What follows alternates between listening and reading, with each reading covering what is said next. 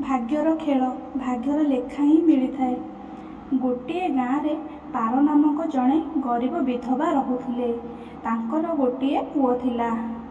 ସେ ଏତେ ଗରିବ ଥିଲା ଯେ ଘରେ 4ଟି ବାସନ ମଧ୍ୟ ନଥିଲା। ପିଲାଟି ଛୋଟ ଥିଲା। ପାର ବହୁତ ସ୍ନେହରେ ତାର ନାମ ନରେନ୍ଦ୍ର ରଖିଥିଲେ। ପାର ଅନ୍ୟମାନଙ୍କ ଘରେ ବାସନ ସଫା କରି ଜୀବିକା ନିର୍ବାହ କରୁଥିଲେ। ପାରର ଦୃଢ଼ ବିଶ୍ୱାସ ଥିଲା ଯେ ନରେନ୍ଦ୍ର ବଡ଼ ହୋଇ ତାଙ୍କର ସମସ୍ତ ଦୁଃଖ ଦୂର କରିବ ଏବଂ ତାଙ୍କର ବୃଦ୍ଧାବସ୍ଥା ଶାନ୍ତିପୂର୍ଣ୍ଣ ଭାବରେ କାଟିବ। ଏହି ଆଶାରେ ସେ ଦିନରାତି ପରିଶ୍ରମ କରି ପୁଅକୁ ବଡ଼ କରୁଥିଲେ। ନରେନ୍ଦ୍ର ଛୋଟ ଥିଲେ କିନ୍ତୁ ବହୁତ ବୁଦ୍ଧିମାନ ଥିଲେ। ତାଙ୍କଠାରେ ସଂଯମତା ଏବଂ ଧୈର୍ଯ୍ୟର ଅଭାବ ନଥିଲା। ଗଭୀର ଭାବରେ କିଛି ଜାଣିବାକୁ ତାଙ୍କର ପ୍ରବଳ ଆଗ୍ରହ ଥିଲା। ଦିନେ ସେ ତାଙ୍କ ମାଆଙ୍କୁ ପଚାରିଲେ, "ମା, ଆମେ ଏତେ ଗରିବ କାହିଁକି?" ମା କହିଲେ, "ଏସବୁ ହେଉଛି ଈଶ୍ୱରଙ୍କ ଇଚ୍ଛା ପୁତ୍ର।" ଦୁଃଖିତ ସ୍ୱରରେ ପାର କହିଲେ, "ଏହା ସବୁ ଭାଗ୍ୟର ଲେଖା।" କିନ୍ତୁ ନରେନ୍ଦ୍ର ଏ ଉତ୍ତରରେ ସନ୍ତୁଷ୍ଟ ନଥିଲେ ଏବଂ କହିଲେ, "ଈଶ୍ୱରଙ୍କ ଏମିତି ଇଚ୍ଛା କ'ଣ ପାଇଁ?" "ପୁଅ, ଏହା କେବଳ ଭଗବାନ ହିଁ ଜାଣନ୍ତି। ଯଦି କେବଳ ଭଗବାନ ଜାଣନ୍ତି ତେବେ ଠିକ୍ ଅଛି। ମୁଁ କେବଳ ଭଗବାନଙ୍କୁ ହିଁ ପଚାରିବି, ଆମେ କାହିଁକି ଏତେ ଗରିବ? ମୋତେ କୁହ, ଭଗବାନଙ୍କୁ କେଉଁଠୁ ପାଇବି?" ପାର ଏମିତି ବି ଚିନ୍ତିତ ରହୁଥିଲେ।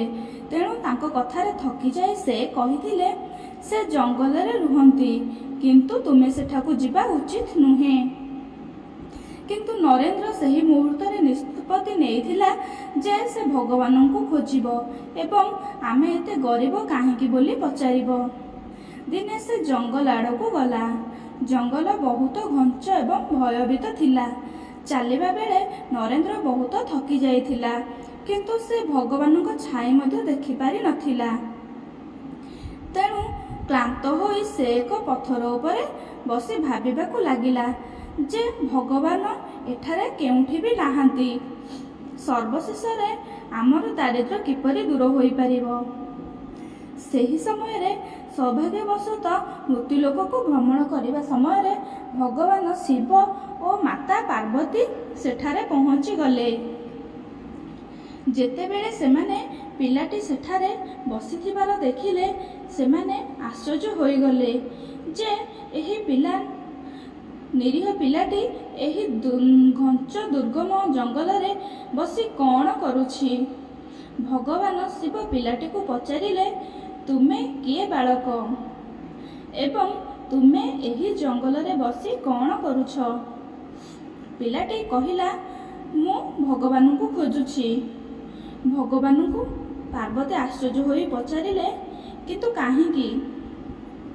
ଭଗବାନଙ୍କ ସହିତ ତୁମର କ'ଣ କାମ ଅଛି?" ମୁଁ ତାଙ୍କୁ ପଚାରିବାକୁ ଚାହେଁ ଯେ ଆମେ ଏତେ ଗରିବ କାହିଁକି? କାହିଁକି ଅନ୍ୟମାନଙ୍କ ପରି ଆମକୁ ମଧ୍ୟ ଭାଗ୍ୟର ଆଶୀର୍ବାଦ ପ୍ରାପ୍ତି ହେଉନାହିଁ?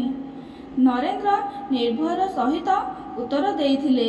ମାତା ପାର୍ବତୀ ଏବଂ ଭଗବାନ ଶିବ ସେହି ଶିଶୁର ସାହସ ଦେଖି ବହୁତ ଖୁସି ହେଲେ। ମାତା ପାର୍ବତୀ କରୁଣାର ଏକ ସାଗର ଅଟନ୍ତି। ତାଙ୍କୁ ସେହି ପିଲା ଉପରେ ବହୁତ ଦୟା ଆସିଲା ଏବଂ ସେ ଅନୁରୋଧ କରି କହିଲେ, "ପ୍ରଭୁ, ଏହି ଶିଶୁଟିର କିଛି କରନ୍ତୁ।" ମହାଦେବ କହିଲେ, "ହେ ପାର୍ବତୀ, ଆମେ କିଛି କରିପାରିବା ନାହିଁ, କାରଣ ତାଙ୍କ ଭାଗ୍ୟରେ ଏହା ହିଁ ଲେଖା ହୋଇଛି। ଭାଗ୍ୟଦେବୀଙ୍କ ଲେଖା ଅନୁଯାୟୀ ତାଙ୍କୁ ଏହିପରି ହିଁ ଜୀବନଯାପନ କରିବାକୁ ପଡ଼ିବ।" "ନା ନା ସ୍ୱାମୀ, ଆପଣଙ୍କୁ କିଛି କରିବାକୁ ପଡ଼ିବ।" ମାତା ପାର୍ବତୀ ଜିଦି କରିବାକୁ ଲାଗିଲେ। ଭଗବାନ ଶିବ କହିଲେ, "ଜିଦି କରନ୍ତୁ ନାହିଁ ପାର୍ବତୀ। ଯଦିଓ ଆମେ ତାଙ୍କୁ କିଛି ବି ଦେଇଦେବା, ତାଙ୍କ ପାଖରେ କିଛି ବି ରହିବ ନାହିଁ। ଯେଉଁପରି ଭାଗ୍ୟଦେବୀ ଚାହୁଁଛନ୍ତି ତାଙ୍କୁ ସେହିପରି ଜୀବନ ବଞ୍ଚିବାକୁ ଦିଅ।" କିନ୍ତୁ ମାତା ପାର୍ବତୀ ଜିଦ୍ ଧରିବାକୁ ଲାଗିଲେ ଏବଂ କହିଲେ, "ପ୍ରଭୁ, ଆପଣଙ୍କୁ ଏହି ଶିଶୁଟିର ଦାରିଦ୍ର୍ୟ ଦୂର କରିବା ପାଇଁ ଆପଣଙ୍କୁ ଏହି ଶିଶୁ ଉପରେ କୃପା କରିବାକୁ ହେବ।" ମାତା ପାର୍ବତୀ ଜିଦି କରିବାରୁ ଭଗବାନ ଭୋଳାଶଙ୍କର ପିଲାଟିକୁ ଗୋଟିଏ ହୀରାର ହାର ଦେଇଥିଲେ।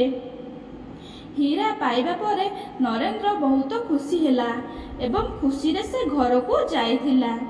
ମାତା ପାର୍ବତୀ ଏଥିରେ ସନ୍ତୁଷ୍ଟ ହୋଇଥିଲେ ଯେ ଜଣେ ନିରୀହ ଶିଶୁକୁ ସାହାଯ୍ୟ କରିଥିଲେ ଏବଂ ବର୍ତ୍ତମାନ ତାଙ୍କ ଦିନ ଖୁସିରେ ଅତିବାହିତ ହେବ। କିନ୍ତୁ ତ୍ରିଲୋକଦର୍ଶୀ ଭୋଳା ବାବା ଜାଣିଥିଲେ ଯେ ଏହି ହାରଟି ସେହି ବାଳକ ପାଖରେ ରହିବ ନାହିଁ। ଯିବାବେଳେ ନରେନ୍ଦ୍ର ହଠାତ୍ ତା ପେଟରେ ଯନ୍ତ୍ରଣା ଅନୁଭବ କଲା ଏବଂ ଶୌଚ କରିବା ପାଇଁ ଏପାଖ ସେପାଖ ଦେଖିବା ଆରମ୍ଭ କଲା। ସେ ଭଗବାନ ଶିବ ଦେଇଥିବା ହାରକୁ ଏକ ପଥର ଉପରେ ରଖି ବୁଦା ପଛକୁ ଚାଲିଗଲା। ଆରେ ମୋର ହାର ସବୁକିଛି ଭୁଲି ପିଲାଟି ଚିଲ ପଛରେ ଦୌଡ଼ିଲା। କିନ୍ତୁ କେତେ ସମୟ ଚିଲକୁ ଗୋଡ଼ାଇ ପାରିବ? ସେ ପଥର ଉଠାଇ ଚିଲକୁ ମାରିବାକୁ ମଧ୍ୟ ଚେଷ୍ଟା କରିଥିଲା, କିନ୍ତୁ ଚିଲ ଅଧିକ ଉଚ୍ଚତାରେ ଥିଲା। କିଛି ସମୟ ମଧ୍ୟରେ ସେତେବେଳେ ଚିଲ ତା ଦୃଷ୍ଟିରୁ ଅଦୃଶ୍ୟ ହୋଇଗଲା। ସେତେବେଳେ ସେ ଅତ୍ୟନ୍ତ ଦୁଃଖିତ ହୋଇ କାନ୍ଦିବାକୁ ଲାଗିଲା। ଘରେ ପହଞ୍ଚିବା ପରେ ସେ ନିଜ ମାଙ୍କୁ ସବୁକିଛି କହିଥିଲା, କିନ୍ତୁ ପାର ଆଦୌ ବିଶ୍ୱାସ କରୁନଥିଲେ। ହଁ, ତାଙ୍କ କଥା ଶୁଣିବା ପରେ ନିଶ୍ଚୟ ଭାବରେ ଟିକେ ଦୁଃଖିତ ହୋଇଥିଲେ। କିନ୍ତୁ ନରେନ୍ଦ୍ର ମାଙ୍କୁ ଦୁଃଖୀ ହୋଇ ଦେଖିବା ପରେ ନିରାଶ ହୋଇନଥିଲେ। ସେ ତାଙ୍କ ମନରେ ସ୍ଥିର କଲେ ଯେ ଆସନ୍ତାକାଲି ପୁନର୍ବାର ସେଠାକୁ ଯାଇ ଭଗବାନ ଶିବ ଓ ମାତା ପାର୍ବତୀଙ୍କୁ ତାଙ୍କ ସବୁ କଥା କହିବେ।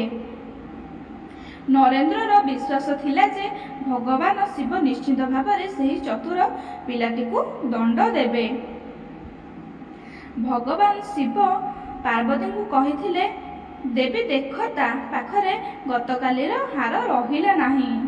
ଗୋଟିଏ ଚିଲପକ୍ଷୀ ସେହି ହାରକୁ ନେଇଯାଇଛି ଏବଂ ଅନ୍ୟ ଗୋଟିଏ ହାର ପାଇବାକୁ ଇଚ୍ଛା ସହିତ ସେ ଚିଲଟିକୁ ଦଣ୍ଡ ଦେବା ପାଇଁ ସେହି ବାଳକ ଆଜି ପୁଣି ଆସିଛି।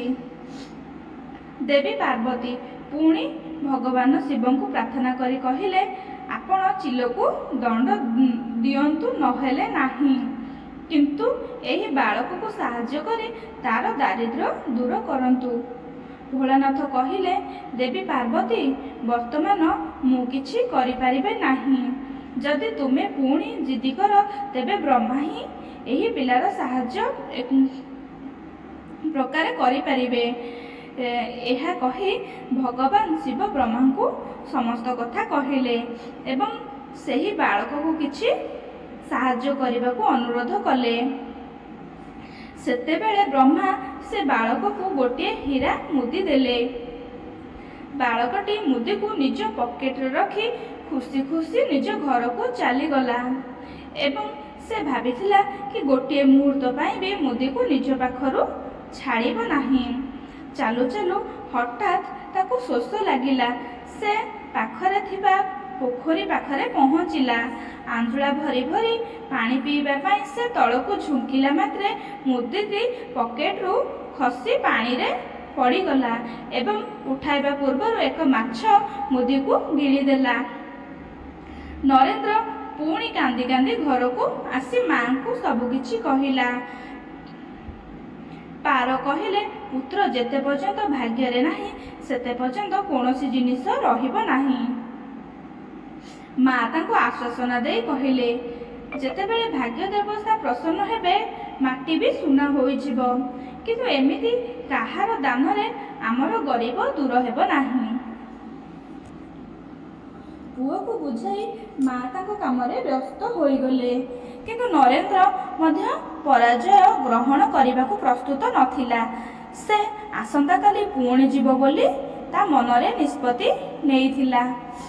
ତୃତୀୟ ଦିନରେ ସେ ପୁଣି ସେହି ସ୍ଥାନକୁ ଯାଇଥିଲା। ଶିବ ଏବଂ ପାର୍ବତୀ ତାଙ୍କ ସାହସ ଦେଖି ବହୁତ ଖୁସି ହୋଇଗଲେ। ଏଥର ଭଗବାନ ଶିବ ବ୍ରହ୍ମାଙ୍କ ପାଖକୁ ଯାଇ ତାଙ୍କ ସହିତ କଥା ହୋଇଥିଲେ ଯେ ସେହି ପିଲା ବାଳକ ବହୁତ ସାହସୀ ଅଟେ, ସେ ବାଳକର ସାହାଯ୍ୟ କରିବା ଉଚିତ।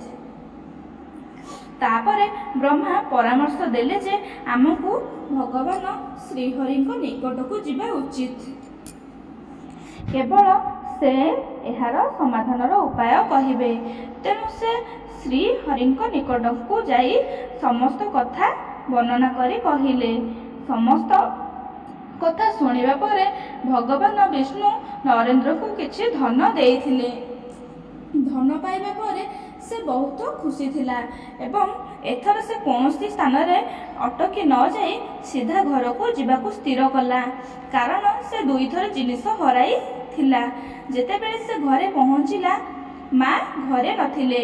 ତେଣୁ ନରେନ୍ଦ୍ର ଧନକୁ ଏକ ଢାଳରେ ରଖି ଏକ କୋଣରେ ଲୁଚାଇ ତାଙ୍କ ମାଙ୍କୁ ଖୋଜିବାକୁ ବାହାରିଲା।